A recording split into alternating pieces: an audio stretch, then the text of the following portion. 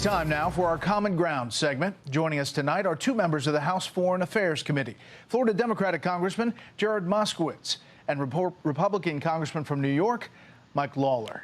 Thank you both for being here. One of the things that you have common ground on is a new piece of legislation. It's called the SHIP Act legislation, Stop Harboring Iranian Petroleum. Basically a policy statement that the U.S. should deny Iran the ability to engage in destabilizing activities, imposes sanctions against entities that engage in illicit Iranian oil trade, and report on Iranian petroleum exports. Congressman Moskowitz, why is this important and why now? Well, first, Bret, thanks for having us. Common Ground is obviously extremely important, and we can find that here in fighting Iran. And so what's going on is this closes a loophole that right now Iran and their funders are using to get Iranian oil and for the regime to make money. So this will put additional sanctions, as you mentioned, on ports and refineries. And as we saw, Iran is using that money, mostly that they're getting from China, to use as a destabilizing force. They're helping out, obviously, Russia by supplying drones. And just lately, Israel had to go into Jenin to work on the fact that Iran is funding, continuing to fund Hamas's actions there. Congressman Lawler, it's really amazing, the export numbers. If you look at revenues, Iran net oil export revenues, 2020, $15 billion, 2021, $40 billion. Reuters has this piece that it's a 5-year high. Sanctions are in place, but perhaps they're not fully implemented or monitored. Goes on to say, even as the Biden team is kind of negotiating nuclear talks. Why is this important, and how do you get common ground on this in Congress? Well, there's no question that Iran, China, North Korea, Russia have engaged in an unholy alliance that certainly is focused on destabilizing and undermining the United States and our allies.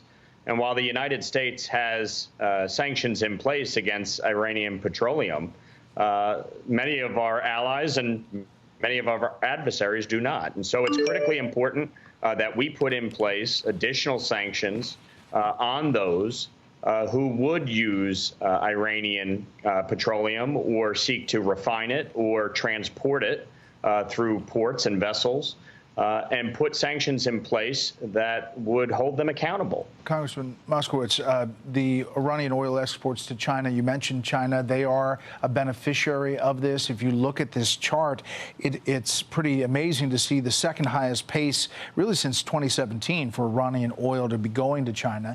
There is common ground also on Capitol Hill in trying to figure out ways for the U.S.-China relationship and to thwart China's aggressiveness.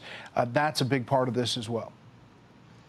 Yeah, no question, Bret. Look, there's a China Select Committee that was established on a bipartisan basis. I support the work that the committee has been doing. I mean, look, China, is copied a lot of our playbook from decades and decades and decades of U.S. experience. What they're doing is they're going around the world, and where the U.S. is either leaving or contracting or finding ways to even one-up the U.S. is they're offering free money to these countries. They're offering to loan money for their projects. By the way, they bring in Chinese workers for these projects.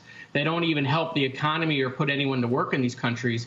And, Mike and I went on a CODEL together, a bipartisan CODEL that Speaker McCarthy led.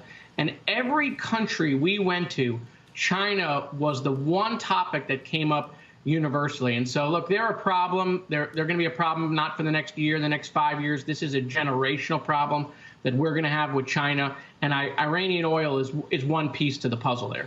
Let me just play this soundbite. This is from State Department spokesperson Matthew Miller about the Iranian sanctions. Take a listen. We do continue to vigorously enforce our sanctions on Iran. We don't hesitate to take action against sanctions invaders.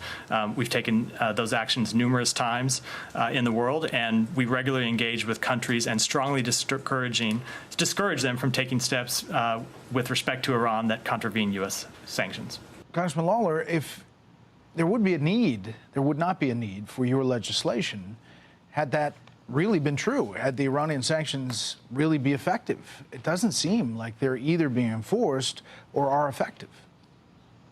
Well, I think, obviously, I agree. We need to strengthen the sanctions, and that's why we've introduced this legislation, because it's not working. But secondarily, to the point Jared made, China continues to be our greatest geopolitical foe.